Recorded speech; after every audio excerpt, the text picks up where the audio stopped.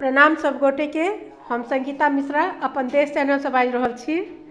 आई हम अपन माँ के मुँह से सब गोटे के बरियाती जायकाल के गीत सुनाबऽ के कोशिश कर रहल छी, जे बड़ पुराना बड़ मधुर गान छै।